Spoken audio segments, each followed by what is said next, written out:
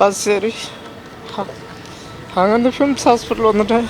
இங்கே வந்துட்டு 8:30 மணிலேருந்து காலையில் ஒரு 3:30 மணி முடிய உட்காந்துருந்தேன். இப்போ வந்து சரி புள்ள என்னடா நம்ம இந்த மாதிரிலாம் பேசியிருந்து டக்குன்னு ஏன் இந்த பிள்ளை இந்த மாதிரி ஆச்சு, நம்ம சைட்லேயே எந்த பிரச்சனை இல்லை, அந்த பிள்ளை சைட்லேயும் அந்த பிரச்சனை, சரி என்ன தான் ஆகுதுன்ட்டு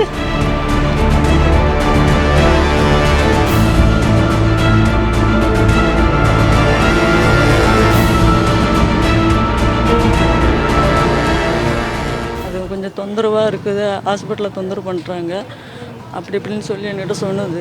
அம்மா அந்த வேலை இந்த கஷ்டத்தில் போய் இந்த மாதத்தில் முடிச்சுட்டு வந்துருங்கம்மா அப்படின்னு நான் சொன்னேன். சரிம்மா அப்படின்னு சொல்லி சொன்னாங்க. சந்தோஷமாக தான் பேசினாங்க என்கிட்டலாம். அதெல்லாம் எந்த பிரச்சனையும் இல்லை, எந்த பிரச்சனையும் அங்கெல்லாம் எங்ககிட்டலாம் எந்த பிரச்சனையும் இல்லைனாலும் சந்தோஷமாக தான் பேசிகிட்டு இருந்தாங்க. எந்த எதுவுமே அங்கே ஹாஸ்பிட்டலில் தான் என் பிள்ளைய கொண்டுட்டாங்க சார். உள்ளே வந்துட்டு வேலைக்கு தான் சார் வந்திருக்குங்க. வேலைக்கு வந்ததில் நைட் டியூட்டி வந்து போட்டிருந்துருக்காங்க. நைட் டியூட்டி வந்து அந்த பிள்ளைக்கு செட் ஆகலைங்க. செட் ஆகாத அந்த பிள்ளை வந்து மறுபடியும் தொந்தரவு பண்ணி வேலைக்கு தான் வர சொல்லிருக்காங்க. வேலைக்கு போச்சு பிள்ளை. வேலைக்கு போயிட்டு அதுக்கு மறுநாள்லேருந்து ஒரு 9 மணிலேருந்து நான் ஃபோன் பண்ணியிருந்தேன். ஃபோனை எடுக்கலை. ஃபோன் எடுக்காத இருக்கும்போது சரி பிள்ளை எப்பயும் போல் நைட் ஷிஃப்ட்டு போயிட்டு சரி வந்து படுத்து தூங்குதாட்டிருக்கு, எப்படியும் சாயந்தரம் எழுந்து நம்மளுக்கு கால் பண்ணுன்ட்டு நானும் வேலையை பார்த்துட்டு இருந்தேன். ஒரு 5:30 மணிக்கு என் பையனும் என் மச்சனும் எனக்கு கால் பண்ணி இந்தமாரி நானும் வேலையை அப்படியே போட்டு திருப்பூரில் வேலை செஞ்சுட்டு இருந்தேன் சார். அப்படியே ஓடி வந்து பழைய பஸ் ஸ்டாண்டு பஸ் ஏறி அங்கேருந்து ஃபிம்ஸ் ஹாஸ்பிட்டல் வந்துட்டேன். இங்கே வந்துட்டு 8:30 மணிலேருந்து காலையில் ஒரு 3:30 மணி முடிய உட்காந்துருந்தேன்.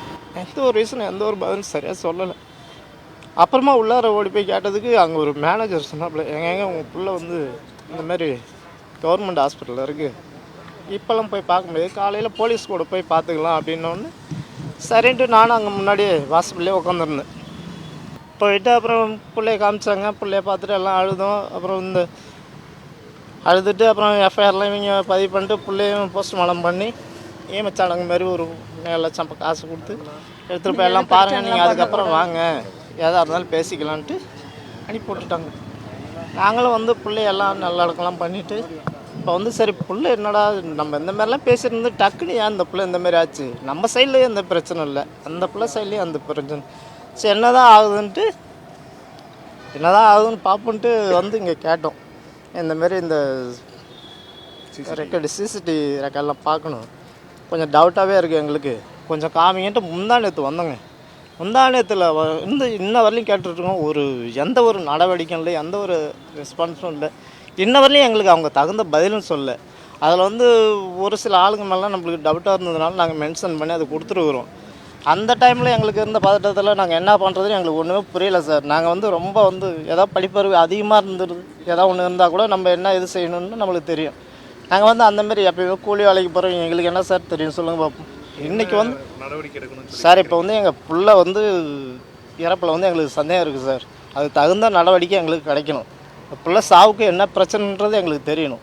அது குற்றவாளி யாராக இருந்தாலும் சரி சார் கைது செய்யணும் கண்டிப்பாக.